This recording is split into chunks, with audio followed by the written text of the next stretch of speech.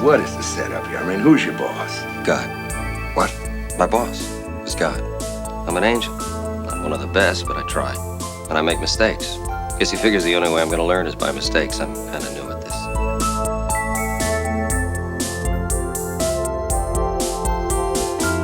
Hello. Welcome to Highway to Heaven Revisited. Hosted by Rachel Mayer and Joel Luders. With moderator Sam Hine. All right, ladies and gentlemen, welcome back to what I believe is episode 14 of your brand new favorite watch-through podcast all about Highway to Heaven. It is called Highway to Heaven Revisited. My name is Sam Hine, and I'm the moderator of this program. And let me get right into introducing your two favorite hosts of a Highway to Heaven watch-through podcast. This one is specifically... I feel like just wrecking the show before we even get started, guys. What do you think? The number one Highway to Heaven watch-through podcast. I think we're off to a great start. Excellent. Without further ado, please welcome your hosts, Joel Luders. Hey, folks. And Rachel Mayer. Hi there. How are you two today? Doing great. I'm doing pretty good. Okay, well, let's get right into it, everybody. You and I, the listening audience, are going to hear the illustrious story of Season 1, Episode 16 of Highway to Heaven today. Rachel, what is the name of this episode? This episode is called Going Home, Going Home. Going home, going home. Well, within this season, we've had a baseball episode. I'm currently cutting it right now. It's the two-parter for episode 5, and it's only like 6 years long. Yeah. But that's baseball-centric. Going home, home base. Also, this is like an Inception baseball-style episode because Michael Landon is already dead, but he's going to go home. So the dead guy is going to die. He's going to go up to heaven, and it has something to do with the World Series. All right. Like, very lukewarm. Yeah. I mean, not completely off the mark. I mean, you don't want to take a bath in it, but you don't want Yeah. it to go to waste, so you might wash your cat in it. Okay. I think I will. Well, let's see how close I was. Tell me, how do we begin? Well, we fade in, and it's Mark and Jonathan in their car. Country music on the radio. I don't think there was any music on the radio. Ooh, must be a very serious talk going on in the cab. It is a little more serious. Mark is saying this part of the world hasn't changed much from when I was a kid. There's a kind of country roads in the background, kind of rural. I didn't know exactly how to describe the landscape. I would say when I lived in suburban Missouri, I would say, oh, it looks like they're out in the sticks. Okay, so they're driving around in the sticks. They are out in the sticks. What are they talking about? Going home? They're talking about Oklahoma. Tell you, this part of the world sure hasn't changed much. Now, change from what? From what it was like when I was a kid. I thought you were from Oakland. What do you know about Oklahoma? Well, I spent some time out here when I was a kid on my grandpa's ranch. Boy, I tell you, it's hardly changed at all. Oh, great. Just terrific. All right, so he's got roots in Oklahoma. Roots in Oklahoma. And they've also backed up the fact that that is an Oakland A's baseball cap. Indeed. Then all of a sudden, the tire pops on the car. And Mark goes, man, I've had more car trouble since I knew you. And then Jonathan says, well, it goes with the territory. Yeah, I was going to say, Clearly. that's sure God's honest truth. Yeah, car trouble is the reoccurring theme in this series. And I feel like John acknowledges it because when he says that he's had more car trouble, he smiles at him and kind of gives him the John smirk. And Mark's like, hey, do you think you'd use some of that, angel magic and fix this car for me, Put that to some good use. The good guy could maybe help this out. And he goes, hey, I'm an angel, not an auto club. Yeah, it's not part of the plan. So then Mark's just like, well, get out here and lend a wing. And that's pretty much it for that scene. Well, again, the question is, does he actually have wings, and when will we get to see them? And 2, why exactly can't Michael Landon help this time around? Because there was an episode a second ago that we talked about where he was deflating tires in order to bully a teenager. Like, he's fully in control of whether or not there can be air pressure in a tire. Yeah, it just really depends on if he has the stuff or not. Yeah.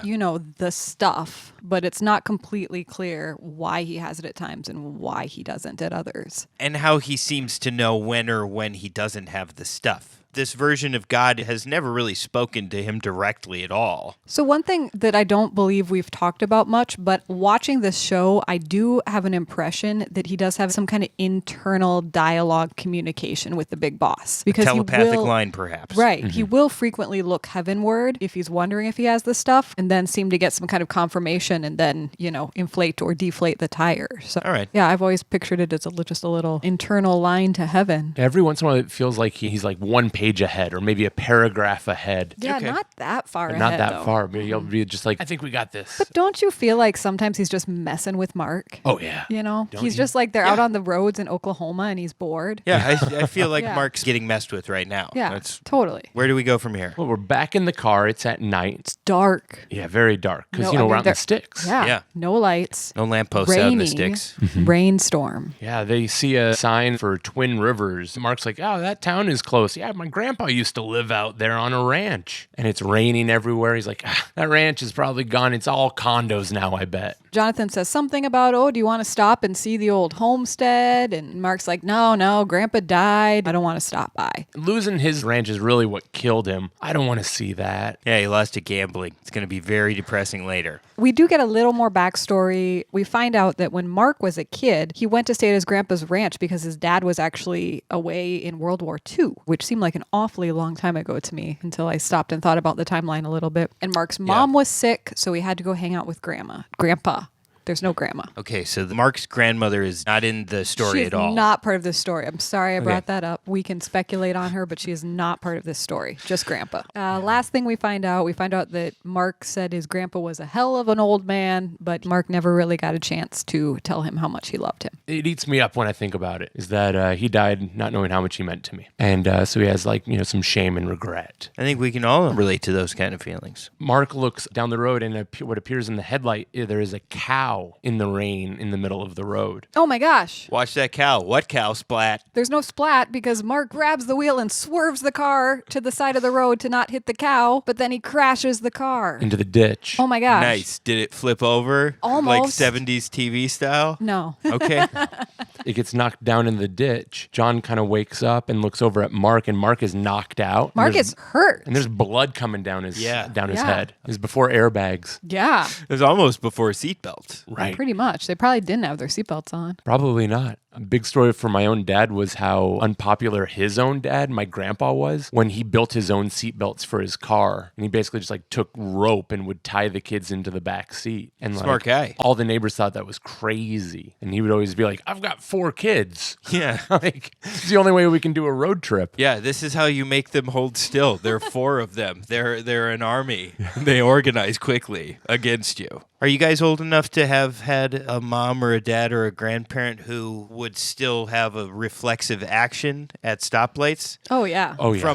They have a muscle memory of days where there were no seatbelts. Right, So- you can't see, but Sam is reaching his hand out as if to hold his passenger back from Yeah. the jarring of the car stopping. My mom used to do that to me all the time. Oh, She'd yeah. be driving and we'd get to a stoplight and I'd be fully buckled in. But, if she was stopping too fast, she would still reach her arm out and put it across my chest to hold me in. Yeah, I have very distinct memories of. I can't believe that was the That. normality for how many years? Like into the 60s. How are we allowed to be driving cars still, you guys? What are we even talking What about? was it like It's to all take ridiculous. someone out on a date Yeah. in your car as the driver? I accidentally hit the brake too quickly. The gentlemanly thing to do is to reach out and stop you by I mean, isn't that the trope of many movies and TV shows? I mean, I understand the yawn and reach around or reach over. It's more subtle, the yawn and reach, definitely. Not the slam on the brakes and honk honk.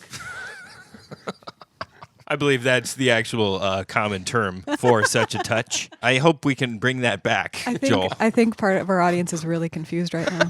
It's fine. Just get a passenger in your seat. There's the 3 people worldwide who were born in the 90s who listen to this podcast are like, what?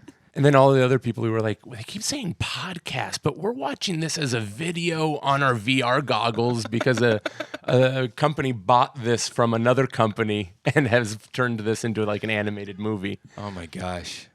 Oh, so many possibilities and so many roads to travel, but not today. Not today. No, we got to find out what happened to Mark. you Okay, guys. so Mark is injured on the side of the road. Legit. He's got blood coming out of his head. Yes. we all know that doesn't signal anything good. Michael Landon is pretty darn concerned. Yeah, I would mean, think. Right. He's like, I can just make cottage cheese. I can't suture a forehead. So he jumps out in the rain I'm not a doctor. I'm a cut man.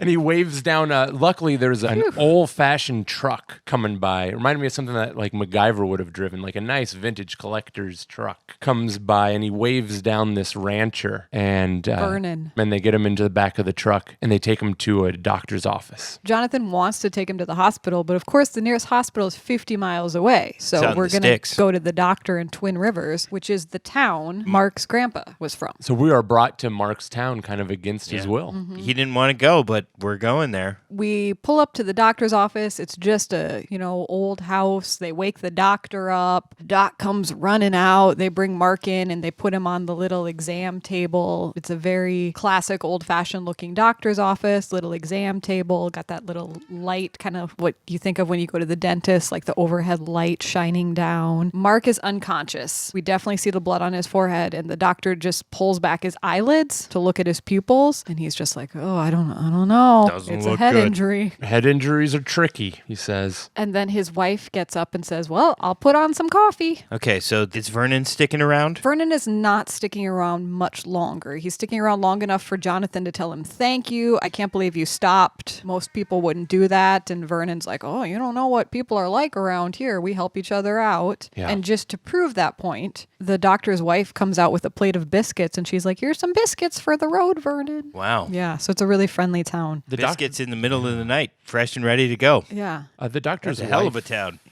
Flora, she's so friendly, played by the actress Eve McVeigh. Interesting little bit of trivia is that she was the grandmother of the research scientist Dr. Paul Robert Appleby, who published the widely and notable areas about drugs and HIV prevention. Wow. This future doctor was raised as her own. It was her first grandchild, and she raised him. Well, I'm glad she's here. Hey, just on the tangent of we take the opportunity to mention those who have showed up on Quantum Leap and also Sliders, if applicable. I was at a wrap party for a short film I'm going to be editing, and I was telling a friend about this podcast. And it's a little before our time, I think, but there was a short-lived show sort of in the same realm of the protagonist who goes from town to town and fixes things. And this particular show, the protagonist of the show was a dog. What? Who was on the run from the police. Wait, is this a Canadian show? I'm not sure what it is. My friend didn't have a lot of information, but he said, have you ever seen Run, Joe, Run?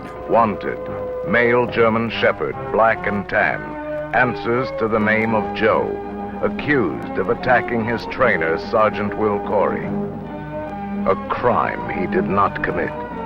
Only Corey can prove him innocent, but he must find Joe before his pursuers track him down. But it'd be super funny if some of the leapsers showed up on Run, Joe, Run. So the dog went from town to town? On the run from the police. How is that not a hit? I don't know. We should look into that Run, Joe, Run action and see if we can't... Find any crossovers. Okay. It seemed like a really stupid idea for a show. But the dog had committed a crime. And every episode, the person that the dog helps Joe get away from the cops at the end of the episode. They're like, no, they're almost on you, boy. I'll distract them. Get away now. Get away. Go, go, go. Oh my goodness. You must be Mr. Corey. Yes, I am. Thanks for putting the call in to me. Joe must have got away. I'm afraid he did this time, son. He's the best dog there is. I think so, too. Thanks again. I gotta find him before they do. Good luck.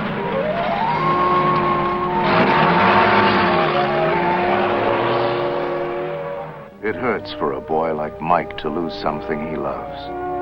But it would have hurt more to keep a secret like Joe hidden. At least Mike will always have Joe as a memory. And Corey will never stop looking until the day Joe can be free. like Wow, it. I do too, actually. Sounds like ridiculous and right up my alley. Yeah, I mean, kind of sounds wonderful. Okay, so fresh biscuits made to order, ready to go in the middle of the night from the doctor's office for anybody who happens to show up with a bearded dude in the back of his pickup. And that's a great doctor's office right there. I had some questions. Yeah. The coffee's on, the biscuits are offered, and the doctor basically says nothing's broken. He has a concussion. Head injuries are tricky. All we can do is wait. But they're making it seem really serious. Like all we can do is wait and see if he's going to live or die. I thought live, die, or something else. Zombie? Zombie. Zombie. Small town zombies. Mark would make a pretty dang good zombie, I think.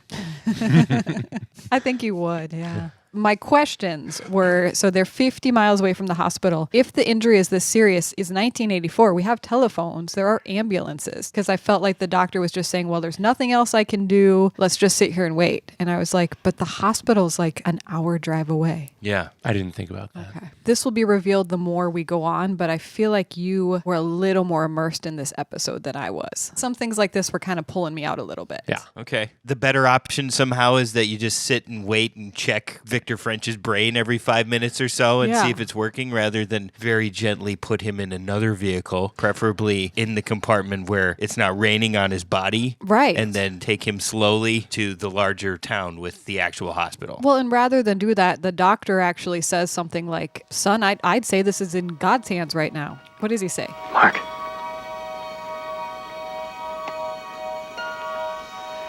Mark, can you hear me?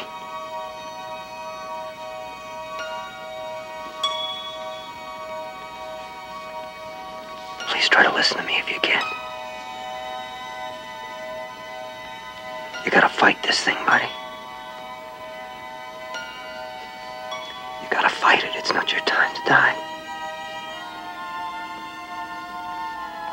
It's not your time. Son, I'd say that was in God's hands right now, not yours or mine. Evidently, this doctor is a viewer of this television show. You're right. That is actually 100% accurate. So we need a little comic relief, right? Yeah. Certainly. John walks back in and looks down at Victor French. And he says, you gotta fight this thing. It's not your time to die. That's not the funny part, though. Oh, yeah. Then the doctor says, Certainly doesn't it's not your, yeah, that's Not your time to die. not your time to die. That's right. Yeah, and then the doctor's like, hey, son, it's not in your hands. It's in God's hands. And John's like, kinda. Wah, wah. Then the doctor's like, I should check you out too, Jonathan. And Jonathan says, no, I'm fine. And the doctor's like, no, I'm the doctor. I'm going to check you out. So he pulls out his doctor's stethoscope and goes to listen, check Jonathan's heartbeat. Oh, that's funny. You don't have a heartbeat. John's like, you probably have a bad connection. Here, try again. Then he looks up to heaven. He goes, I can hear it now. There it is. Well, I'll be darned. That's the strongest heartbeat I've ever heard. You seem to be doing all right. If you want to stay the night here, that's cool. I'm going to bed. The doctor goes to bed and he's like, you can just holler if you need anything. Well, everybody's hunkered down at the doctor's house for the night. I'm sure things will probably not have improved very much because eventually we're all going to be talking to Grandpa in heaven for a second. Victor French, Michael Landon, and Grandpa. Well, John walks away, and after John's walked away, Mark starts to open his eyes, and he looks up at that doctor's lamp, and he sees the silhouette of two people holding hands, An adult and a child. and he calls out, Granddad. We cut back, and then John walks over to him, and it's daytime. It's the morning. It's the morning. And Mark goes, oh, I smell breakfast. Do they let him get out of bed? Yeah, the next thing we see Mark and Jonathan leaving the doctor's house. They're walking down the steps. They're waving goodbye to the doctor and his wife. And the doctor says something like, well, it's the most remarkable thing I've ever seen in my life. And they make a little joke like, oh, you mean how quick he recovered? The doctor says, no, how much breakfast he ate. Okay. Yeah. So yeah, Well, Mark's obviously a doing little okay. angel magic in Mark's recuperation, right? I don't know. Head injuries are tricky. You just never know. He might come back as a really ravenously hungry zombie. Then they ask them about, hey, is there any place around here we could rent a room for the night? And they say, yeah, there's a couple of places you can rent a room, but, also if you don't want to pay, you can always go to the Sims place. They'll give you lodging in exchange for work. And Mark has kind of an odd reaction to this. He's like, whoa, that's exactly what we do all the time. It's like a perfect place. We need a job. We usually have to barter a room for a job. We can do that all in one place. Sounds perfect. Except something's not quite right. It's exactly where Grandpa's house used to be. And Yeah. as a matter of fact, Grandpa's place used to be called the Sims place. Oh. Yeah, that's pretty much Right on the nose. Yep, right on the nose. In fact, Grandpa's name is Grandpa Carl Fred Sims. What a coincidence for Mark. But Yeah. he seems conflicted about going back for some reason. Didn't he relate that he has pretty fond memories? He does, but the place has been torn down. It's probably all condos now. And Yeah, it's just okay. going to be a bunch of heartache. Well, so now we just have a period of a little bit of confusion while Mark and Jonathan are walking down what is presumably the main street of this small town. They're discussing what's going on with the Sims place. Mark is saying like, oh, that's strange. Why do they still call it the Sims place? That's what we used to call it. And then we notice everything seems to be a little... Everything's what am I? It's upside down. A little, everything's a little The house off. is upside down. They're just like walking around and there's like old timey dance music playing. Everything's old. And like lots of classic cars. And I think Mark reacts. He's like, man, I haven't heard these songs for ages. John's like, this must be one of those oldies but goodies stations. And then Mark's like, well, look at all these cars. People really hung onto their cars around This here. is a didn't holodeck they? episode, guys. Lukewarm, There's some time lukewarm. travel going on right now. Is this the Quantum Leap crossover episode? Did Victor French's head injury lead to a quantum leap scenario where he's just able to go back inside his own body, back through time with his angel friend? Well, we're going to be crossing a bridge next. Let's find out. Okay. So we see this bridge, one of these wrought iron bridges that like stood the test of time, haven't changed for years. God, the old Mooney Bridge. How does it look to you? Any different? Like I walked away from it 5 minutes ago. You know, it's been almost 40 years. I spent some time here. Doing what, fishing? No, playing hooky. Used to tell my granddad I was going to school. I'd come down here, mope around all day, wishing I was back in Oakland. Boy, I tell you, I love this spot. At this point, Mark kind of like winces and puts his hand to his forehead, like in that I've got a headache kind of gesture, like, oh, something's going on. See, this is Inception. This is the waking lucidity Yeah. here. You know, this is one of those episodes that really is occurring all in a character's brain. And I got to be honest with you, these are my favorite kind of episodes. Okay, Indeed. so we're time traveling. Mark's going to work out some of his issues in his brain before he wakes up. So he looks up across I mean, the if he bridge. doesn't die first. You might die. All right, so he wakes up and he looks across the bridge. Mark and John both look over and they see a kid sitting on the bridge. And they go up to him. And they're like, hey, kid, Nice Oakland A's cap. what you doing out here? Aren't you a little young to have a beard that full? The kid turns to Mark and says, hey, I'm not supposed to talk to hobos. And then Mark said, I was pretty sassy back in my day, Michael Landon. Yes. And they're like, Exactly. I just want to talk to you, man. I just want to talk to you. And the kid's like, I ain't playing hooky. And he's like, nobody said you were. Then they ask him, hey, there was something going on down at the Sims place. And the kid says, if you go down there, you better not tell my granddad about playing hooky. And then Mark says, what? Granddad? Then he comes with this great retort, though. The kid says, if you do, I'll tell the sheriff you tried to hurt me. Oh, I forgot about that. Adult Mark is a little confused. He kind of gets what's going on, but he's a little confused. Hey, kid, you know, I used to hang around here. I used to play hooky here. I'm playing hooky. Nobody said you were. No, we're just looking for work. We heard there was some at the Sims place. Yeah, well, if you go down there, you better not rat on me to my granddad about playing hooky. You better not, or I'll tell the sheriff you tried to hurt me. Nobody's gonna rat on you. What's your grandpa's name, anyway? Are you stupid? You're about the most obnoxious little brat I ever met in my life, so how's that? So why are we stupid? Because you said you were looking for the Sims place. Why do you think they call it that? Because that's my granddad's name, Mr. Sims. What's your name? And what's it to you? So I don't have to call you Hey You. What's your name? Mark. Mark Gordon. So then Mark's like, this doesn't make sense. And then John just turns to him and says, hey, it looks like you're getting a chance to tell your grandpa you love him. Yeah, you're getting Yeah. a second chance, Mark. And Mark's like, wait, what?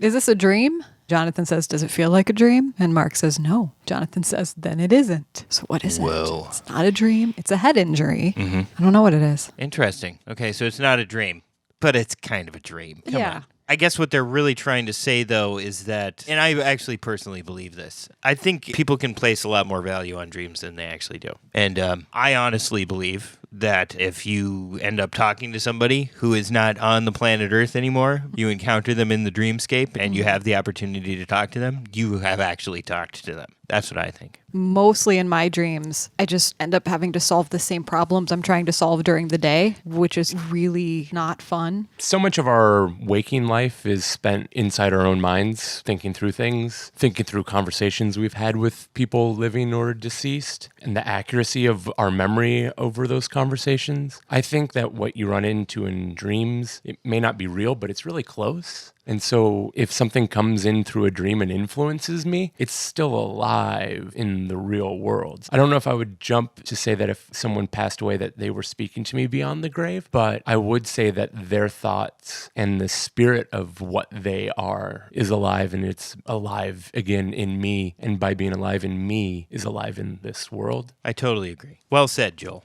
So Mark is under the realization that this is reality, but this is a weird one. Yeah, this is pretty different than what we've seen so far, but Mark is being given a really unique opportunity here. He gets a chance to tell his grandpa what he couldn't tell him when he was alive. Awesome. So the next thing, Mark and Jonathan are walking up to the old Sims place, and we see what we can only assume is Grandpa outside sawing a log. Mark, Is that a euphemism for taking a visit to the outhouse? Nope. Because that is a very crude colloquialism, Rachel. You know how I use that sawing a log colloquialism all the time. But no, he's literally has a saw. He's cutting part of a log off. Mark sees him and yells, "Hey, Granddad!" Not cool. And goes up to him and like immediately is just like, "Oh, Granddad! Oh, it's so good to see you. I mean, you just remind me of my grandpa a lot." And I'm 50. Sorry, I'm 50. Yeah. Grandpa's just like, "What's wrong with you?" yeah, he actually says, I wrote this down. He goes, "Are you two trying to soft soap me?" That is an allusion to a prison rape. You two trying to soft soap me? Get off my land. He thinks they're bums. He literally says, "You're bums. Get off my land before I call the law." I love how everybody in this old-timey landscape is really making fun of Victor French's appearance. It's very refreshing for me. So they're kind of having this argument and trying to clarify when a fancy old-fashioned car pulls up. It's kind of one of those cars that looks like a seashell in the back. Big wheels and big headlights that stick out of the top. I really wanted to look up the make and model. It's all shiny and purple and black. Yeah. And there's like a driver and there's a guy getting out of it. And then Grandpa goes, "Judas Priest.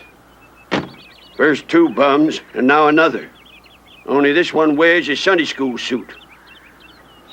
Now I know where you got your disposition from. So Sunday school suit guy is coming up to talk to Grandpa, and Grandpa's surly. He says something like, "What brings you out here today? Are you here to help with the chores?" No, of course he's not. I want to sell you something. He wants money. Grandpa is trying to get another loan because his well has dried up. This is the banker. Says Grandpa can't have another loan. And in fact, Grandpa hasn't made any payments on his last loan. And if he doesn't make a payment in the next 48 hours, the bank's going to take the farm. That sounds like a race against time. in fact, he even says, "You know what, I'll make a deal with you. You can sell me this place in the next 24 hours and I'll give you $1,000. Or if you wait 48 hours, the bank will take it and you get nothing. So $1,000 in the 1940s would be like $450,000, probably, right? So Mark and John say, "Hey, you know what? If you need help, we could help dig a well for you." We only smoke 6 packs of cigarettes a day between the two of us. We've got plenty of energy and endurance. And then John says, "In fact, I've done my own share of divining." Yeah.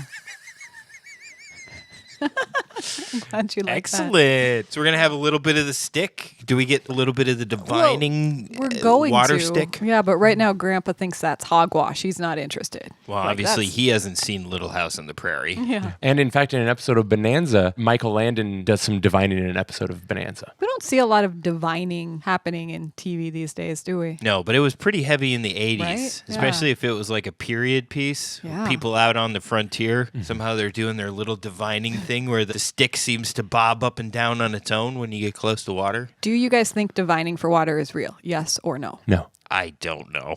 Probably not. I remember as a kid walking through the woods, if anyone found like a Y-shaped stick, Is that very technically- frequently they would pick it up and play with it. Yeah. Yeah. I don't know if kids do that anymore. It's kind of in the same category as like a Ouija board. This is going to be so... Sometimes it's really spooky and it works, and sometimes it's like, this is a piece of junk. Yeah, I remember hearing, and I have so few facts to back this up, but there's a lot of different cultures that have the idea of like doing a dance for rain, that there's something about the amount of time that you actually dance that's creating different atmospheric conditions that actually could bring rain. Yeah, I've heard Does a that little sound something familiar? like that, yeah. So I think it could be something along those lines. Grandpa is not like at all interested. He's actually tried to dig like 6 or 7 wells and has come up with nothing. Okay. Grandpa has pretty much given up at this point. Mark then tries to talk Grandpa into trying once more, right? Yeah, he says, you remind me of my grandpa. He had a spread a lot like this. And they tried to take it away from him too, but he fought for it. And Grandpa asked, well, did he win? He goes, my granddad always said winning was for prize fighters. Life wasn't a game. It's a journey, ending in the same place for everybody. What's important was family and what you did along the way. Really good non-answer there. Yeah, a really good non-answer. Winnings for prize fighters. Okay, that's a bunch of mumbo jumbo. Grandpa is portrayed by John McLean, besides being in a whole bunch of television shows. Of note, though, I would say for us, we have Star Trek The Next Generation. Oh, nice. He was in the episode Who Watches the Watchers as Fento. He was also in an episode of Northern Exposure and 3 episodes of Little House on the Prairie. And no surprise there. He also appears in 2 more Highway to Heaven episodes. Interesting. I'll be interested to find out whether or not he again portrays Mark's grandfather or not. But I shan't spoil or speculate until the opportunity presents itself. Mark is a little bit torn because he wants to tell Grandpa. He just wants to be like, I love you. And Jonathan says, you can't. You can't tell him who you are. But he's my granddad. I want to tell him I love him. He was your grandfather. He's that little boy's grandfather now. It's up to him to do the telling. That's going to be difficult. So now it's no longer a matter of being able to tell granddad you love him, but a matter of, sowing seeds of love. That little boy's a tough case. And also when you're meddling with yourself 45 years in the past, ooh, boy, I'd hate to see the timeline implode inside somebody's brain. Yeah, I feel like it was getting a little bit dangerous here. Because we all know that only actually Vulcans can speak to each other while time traveling without affecting the timeline. Obviously, J.J. Abrams' first Star Trek movie showed us all that. This is no news to you guys here, but Spock traveled 130 years into the past. Yeah, in that ice cave. And at the end of the movie, Zachary Quinto Spock and Leonard Nimoy Spock met up and said, those silly humans think that we can't actually talk to each other without wrecking the entire universe. But we all know that's not true. Then they kissed. Passionately. Whoa, I might have to watch that movie. Okay, that's a 3-way kiss I'd love to be a part of. Highway to Heaven Revisited will return after a brief intermission. This is the intermission. It is happening right now. Please subscribe to Highway to Heaven Revisited wherever you get your podcasts. That way, you will never miss an episode. Visit our website, highwaytoheavenrevisited.com, to listen to every episode of the podcast. While you are there, you will find links to our social media pages, contact information, and ways you can help support the show. If you enjoy the podcast, please consider supporting Highway to Heaven Revisited on Patreon. Visit patreon.com/highwaytoheavenrevisited to see the variety of special perks exclusive to Patreon patrons. Is your company interested in sponsoring Highway to Heaven Revisited? Please send an email to highwaytoheavenrevisited@gmail.com. Sam has been waiting his whole life to read your ads on the show. Intermission is over. So now we're all gathered around the dinner table on the farm. Yes, and we're praying. There's a bowl of apples on the table, red and green, a mixture. Very inclusive. They're talking about losing the farm, and little Mark is really happy about the idea. Big Mark tells little Mark, but Grandpa wants to give you this farm. And the kid's like, this place sucks. I hate this place. Yeah, it's just a bunch of Okies. Ignorant clodhopper Okies. Wow. And he's a kid. He's a 9-year-old, and he just yells, I hate it, and storms off. He was not excused from the table. No. What a miscreant.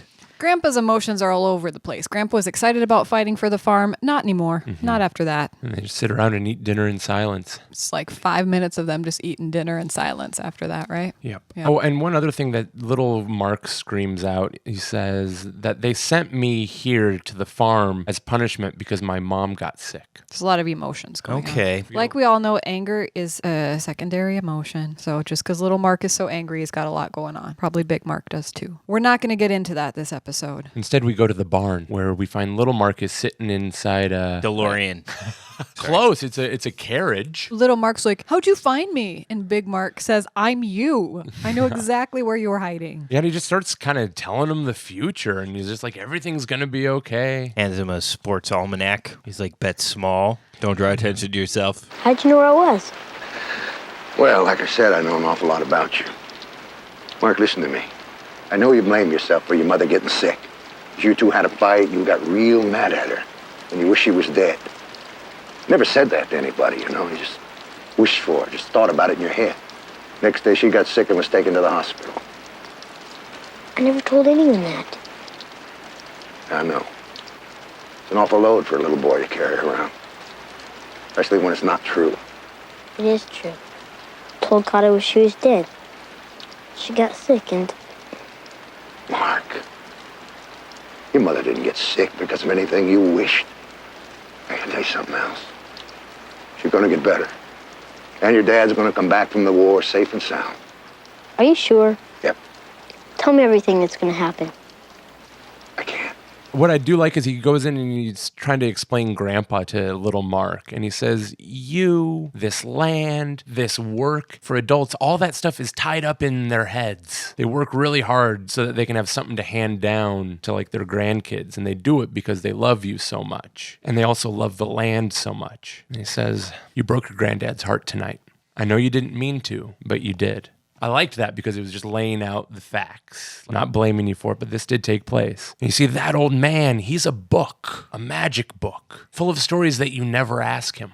All old people are like that. And when they die, those books get lost forever. And the kid's like, what am I supposed to do? I'm a little kid. I don't have anything to give anyone. I'm supposed to fix all this? I have nothing to give. And he goes, your love, Mark. All you need to give is your love. Wow. Okay. I really liked it. Yeah, it's very poignant and actually quite true. I like that whole thing about the books. Old people are books. You know, I don't know how much of a little therapy session we want to have right here, but I was not feeling the scene. I don't know why, because you were moved, Joel. I was moved. And I was just like, books, old people, eh. Rachel, do you think you would have felt more deeply the emotion of this scene if it was perhaps portrayed by a better actor of his day? Perhaps like a young Jason Bateman or a Corey Feldman? I was thinking that while I was watching the scene, so that clearly took me out of the emotional impact I could have been feeling. For Jonathan Brandis. Oh my gosh. Oh no, that's a good pull. That's a great suggestion. Yeah, if Jonathan Brandis had been in this episode, I mean, he would have been like way too little, I think. On a scale of 1 to 10, how hard was your Jonathan Brandis crush back in the day, Rachel? No judgment. Like 20 out of 10. My girlfriends and I, when we were in 6th grade, I think, had a number of Jonathan Brandis movie viewing sleepovers, for sure. And there was lots of rewinding.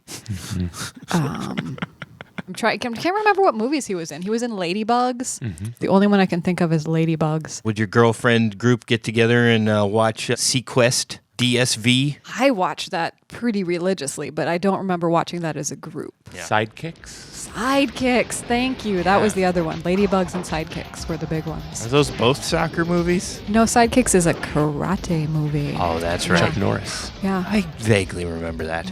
Thanks, Barry. Thanks for helping me out again. That's all right, Chuck. That's what sidekicks are for.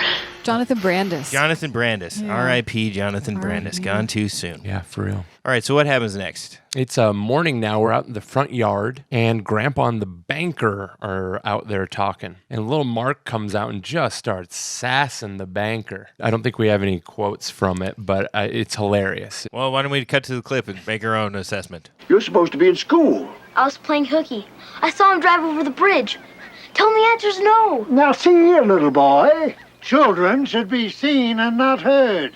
Cute, real cute. Granddad, we can bring in that well, the 4 of us. I know we can. Carl Fred, if you turn down my offer now, you'll be throwing away $1,000. This land's been in my granddad's family for 100 years. You can take that old $1,000 and go get stuffed. Tell him to get off our land, Granddad. Somebody ought to teach this boy some manners. You're absolutely right, Mr. Stone.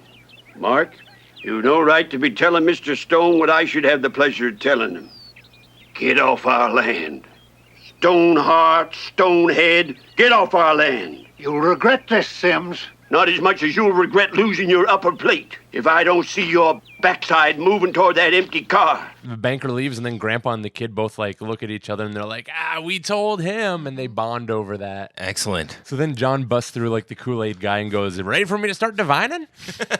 Okay. John has picked up a Y-shaped branch. He is really good at it. Yeah. Like, I completely believe that stick was dragging him all over the property, drug him right into the barn, middle of the barn. Mark had to throw open the doors so Jonathan could keep going. A well in the middle of the barn? Well in the middle of the barn. That's kind of strange, right? It's absurd. I mean, I didn't grow up on a farm, but... Well, it's kind of not where you'd necessarily want it, because you got to maybe move the barn then. Yeah, it's not so bad if a well is close to a building, but I don't think I know anybody who has the well inside the building. Maybe the forecast called for rain, and so they were like, we might have to shoot this in a soundstage. Yeah, because it's definitely in the building. They start digging a well in the barn. Next, we cut to them digging the hole, and little Mark is handing Grandpa his canteen of water, and little Mark, I believe, gets up and goes to leave to refill the canteen. So now we're just left with Grandpa and Big Mark in the hole. At one point, Grandpa holds out his hand. Grandpa says something like, I'm used to hard work. Feel this hand. Mark reaches out, puts his hand in Grandpa's, and it's a very poignant moment. Mm-hmm. They hold hands together, and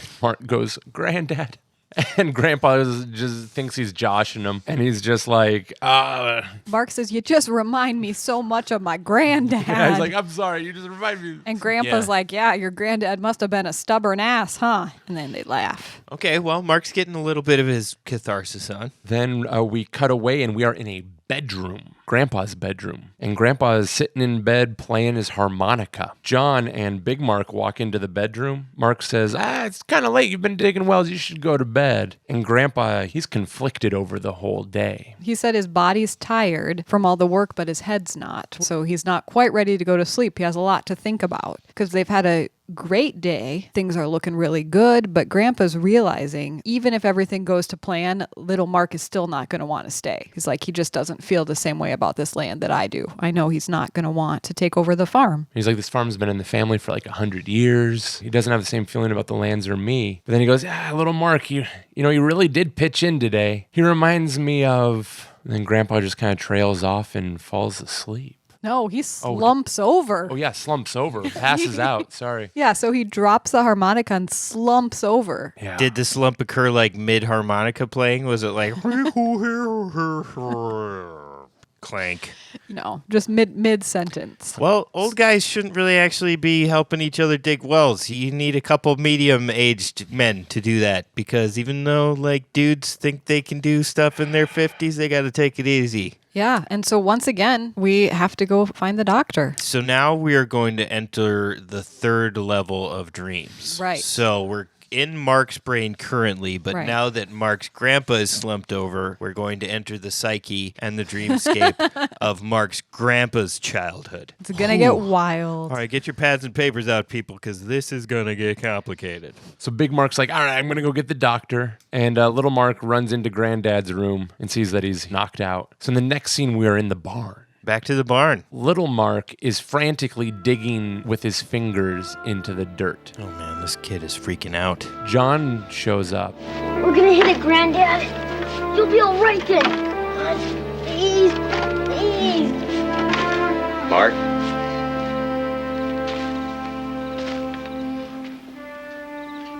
The doctor's with your grandfather. You better come home now. No. I have to hit water. I have to. You better come now, son. No. No, no.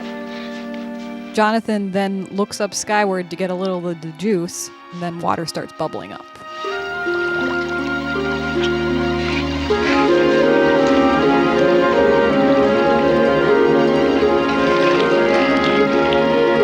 It's here. It's here, Granddad. We did it. We did it. Now that's what I call some divine intervention. He comes running into the house and screaming, "We did it, Dad." Mm-hmm. Did you say divine irrigation? No, but I applaud your guys' total lack of reaction to that really dry dad joke. That made it so much funnier. Thanks. And still at this point, Mark has no recollection of meeting his future self when he was 9 years old and having any of this going on. He doesn't realize that he's kind of responsible in some way for like helping overexert his grandfather while in a dream in his own brain. I mean, I have to tell you, if you really want to go down this path of logic, it's not going to get anywhere satisfying. You're not going to get any answers. My other question is, how is a gambling-related solution going to fix all of this in the next 10 minutes of this show? You never know. Could still happen. So we're inside the bedroom. The doctor is putting the stethoscope into his travel bag. Yeah, that's not a good sign. Is that a euphemism? His travel bag, Joel? No. He walks out of the bedroom and he tells little Mark that he better go in now. Sitting on the bed is Big Mark. Granddad is asleep underneath an old quilt. I really liked the quilt because it was a classic put together from like scraps. Do either of your mothers quilt? My mother did a lot of crocheting and cross-stitching. Not crocheting. She did cross-stitching when I was growing up. Excellent. Yeah. My mother's a quilter. Does she still quilt? I hate to speak for her, but she has a bit of a love-hate relationship with quilting now. I think she really likes the amount of concentration and detail it takes to make a quilt, but she rather despises the time it takes to do said litigious quilting work in order to make something nice. But after watching her make a bunch of baby quilts for other people in the family about 4 or 5 years ago, she gave me a quilt that she made for me. Oh. It's pretty nice, and I'm going to keep it for a long time. And it really ticks me off every once in a while when the cat hacks a hairball on it. My stepmom knit blankets for a while. I don't know if she's still doing that, but I remember she asked me when I was like a teenager if there was any cloth I could pick out. And I picked what I thought was going to be the ugliest cloth off there, and it was this multicolored brown, green, and black string. She knit it up and it turned into camo, and it created camouflage patterns. And I was like, oh, great, camouflage patterns? I don't want anything to do with the U.S. military. Yeah. Fast forward 3 years. Exactly. And it was like the best blanket when we would go somewhere. I would bring it with me and people were like, you have a camouflage like quilt blanket thing? Nice. I'm like, yeah, my stepmom knit it for me like 3 years ago. And that's how Joel was cool in the Army. All right, so Grandpa is going to die. Let's dig into it. So little Mark comes into the room. Granddad, you gotta be all right. We hit water. They can't take our land away now. Granddad? Can't hear you, Mark.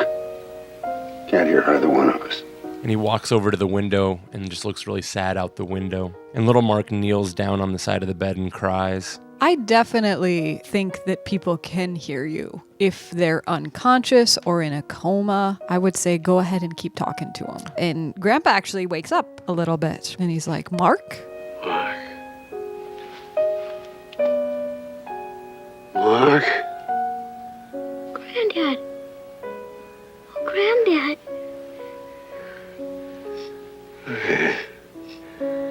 Look at you.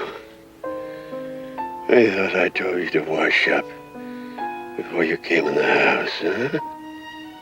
I hit water. They can't take our land away. And I think he's starting to cry. There's a lot of crying happening in this scene. John's just watching this whole thing by the doorway with the light just kind of splashed gently on his face. I feel like Michael Landon has had maybe 5 lines this whole episode. And then the rest of the show, he's like off camera somewhere eating a grilled cheese sandwich. That's an interesting observation because Michael Landon does not have a lot of lines in this episode, but I felt like he was very present in this episode. Yeah. He was on screen a lot, but mostly more in a visual sense. A visual sense. Okay, so Grandpa's dying. And Grandpa says, man, I wish I could see the look on the banker's face. Grandpa says, don't cry. It's going to be all right. I've had my time. And then the little Mark gets a chance to say, I love you, Granddad. Granddad's like, you can go back to the city now and everything will be all right. Little boy says, but I want to be with you. I love you more than anything. And Granddad goes, you do? Why are you such a little fucker? What do you know? I'll be darned. I'll be darned. He's like, what? I love you too, boy. And they hug and cry together. And Big Mark is standing there in the window crying. They cut over to John in the doorway. John is crying. Rachel looks over to Joel. Joel is crying.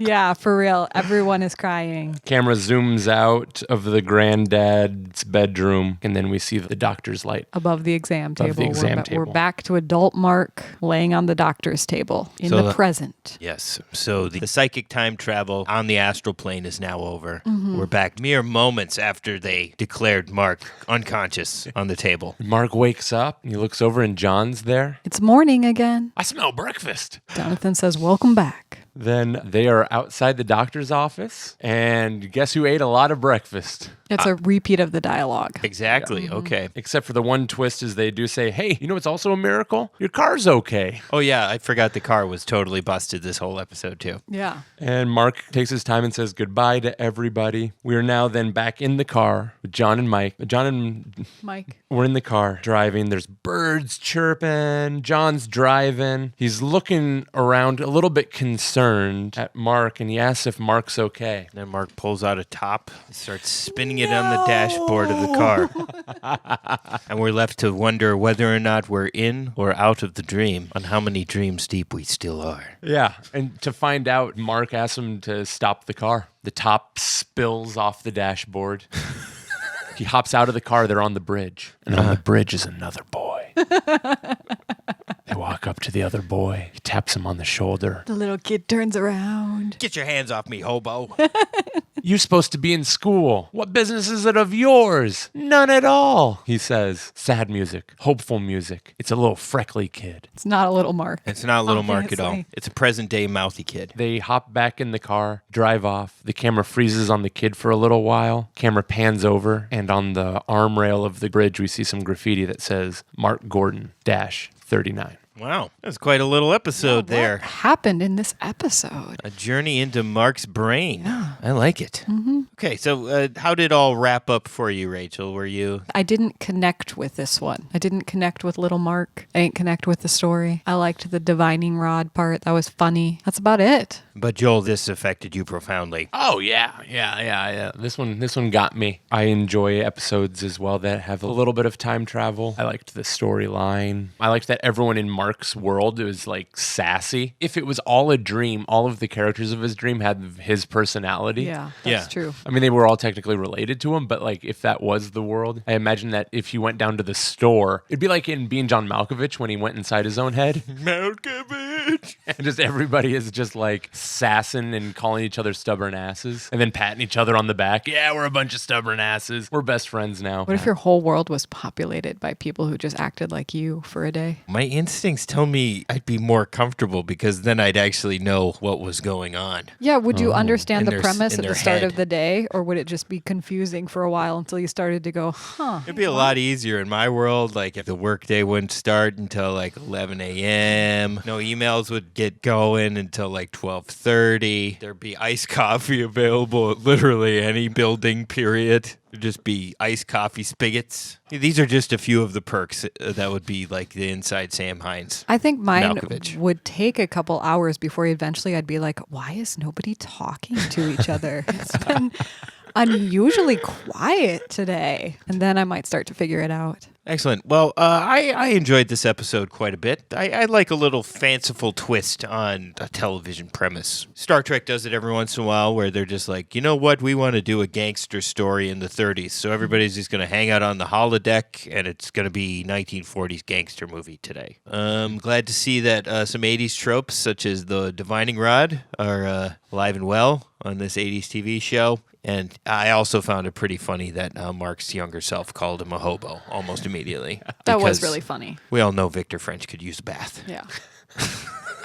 Yeah. A little gloomy. It was enjoyable getting to know some of the backstory for Mark and getting to learn like why he is the way he is. A little bit of where his internal like regrets perhaps come from and where his stubbornness comes from. I guess I did have one question thinking about it. Where was Mark's sister all this time? I wondered about that too, actually. So Mark was 9 years old. It's possible she wasn't born yet. Okay. Because I'm trying to think of the age discrepancy. That was going back to the very first two-parter episode when we met Mark's sister. Mm-hmm. Mark's sister was the first character that Michael Landon helped on this show. Correct. So Mark is in his early 50s in this episode. I would guess his sister was in her 30s. I would too. Yeah, so she must have been a little bit of a later in life baby, because there does seem to be quite a span between Mark and his little sister. Well, again, I guess that math makes sense. Mm-hmm. Well, thanks for telling me the whole story about this episode, guys. As always, it is very enjoyable and very appreciated. Let's get down to business on the wrap-up items on the table. First item on the docket is always, what is the moral of this story? I think the moral of the story is pretty obvious, and I don't know how we can all expound on it here, but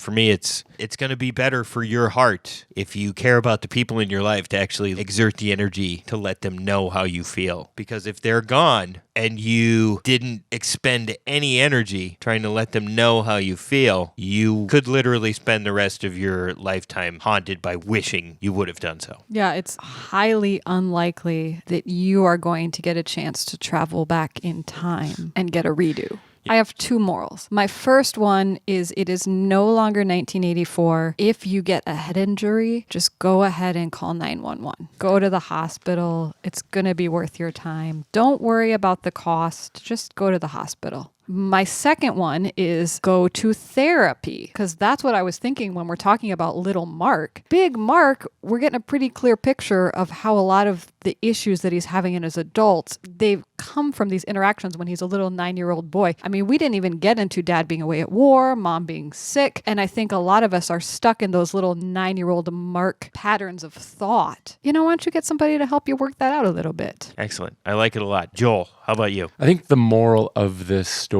is simply to be present in the lives of those that you love and tell them that you love them and start from there. The biggest thing for me in this was you don't necessarily have to have all of the answers, but be present with the ones you love and let them know how you feel about them. Joel, I have one follow-up question for you. Without dispelling too much information about your personal life, Joel, you experienced a bike crash a while ago. Yes. And you hit your head pretty good. You were wearing a helmet because you're a very smart guy and an avid bicycler, but, you know, accidents do happen. Mm-hmm. Joel, having a recent head injury, was this episode in any way, shape, or form similar to your experience as a person dealing with a head injury? Did you travel back in time in your own brain? Did you change your timeline?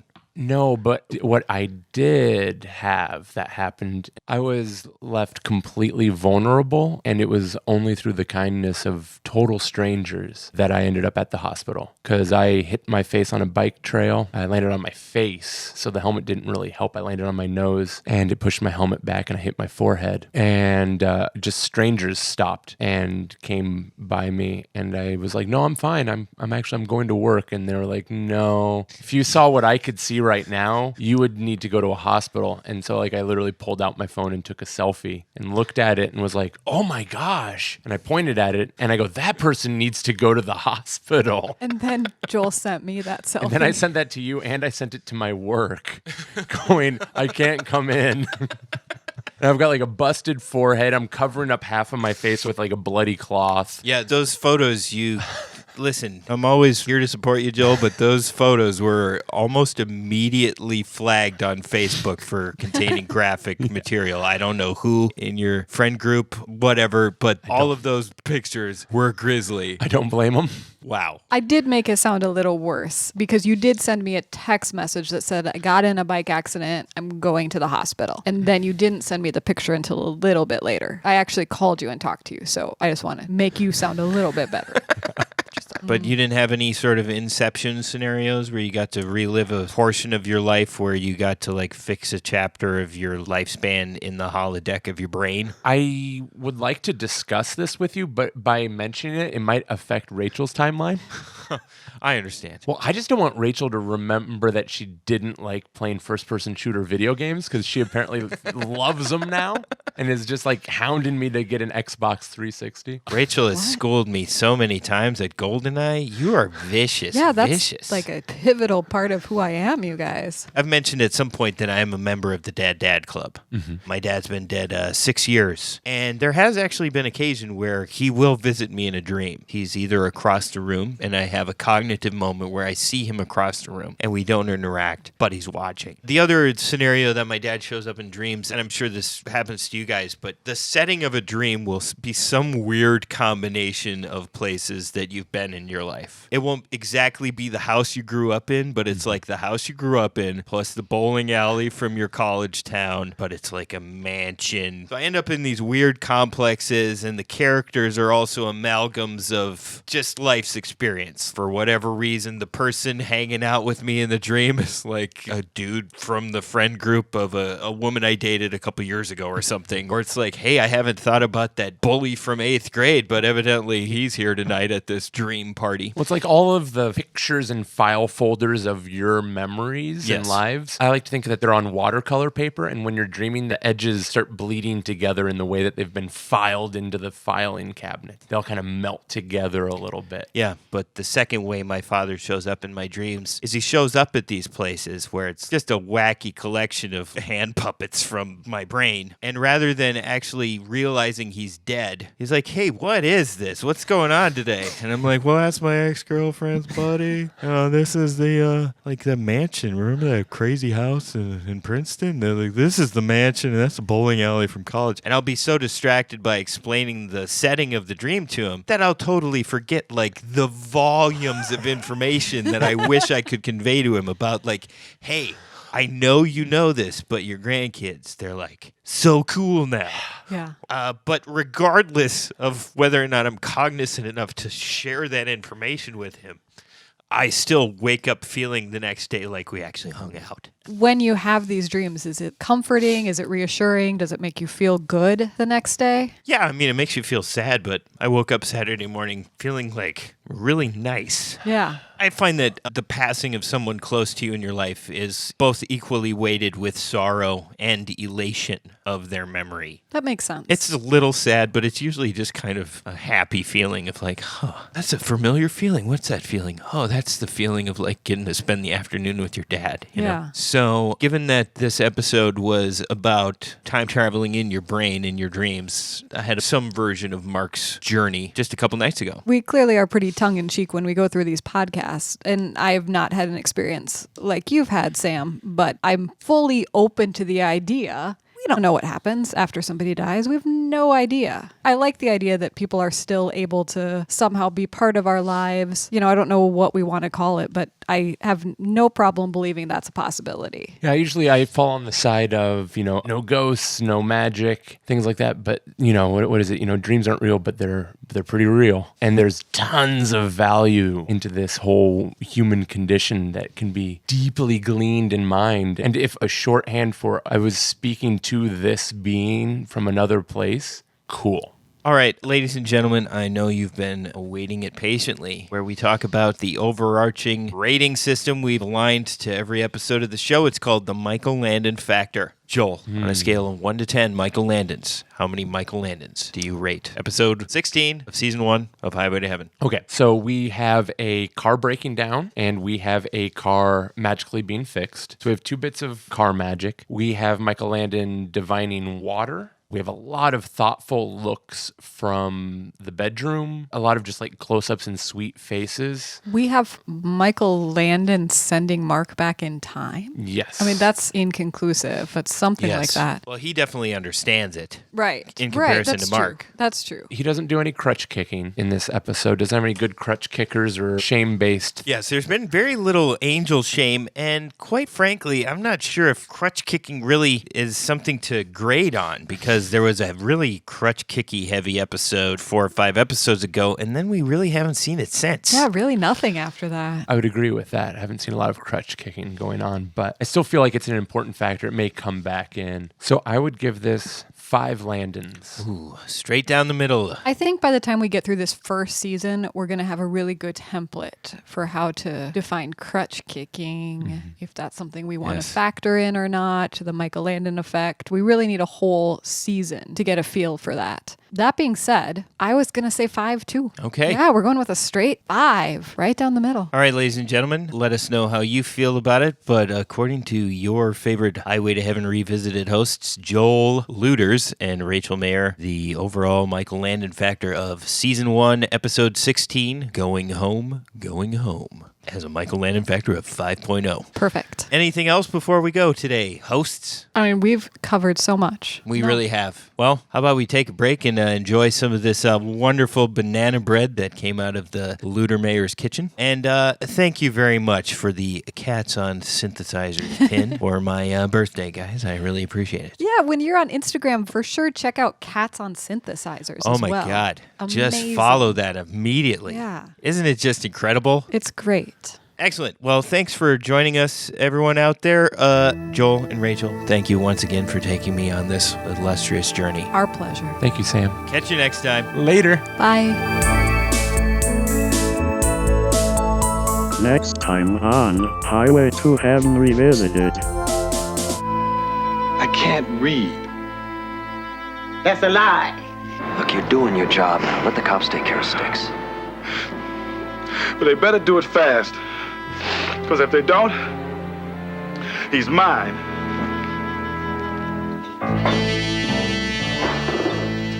Stretch. Hey, man, what you think you do? I'm looking for Sticks.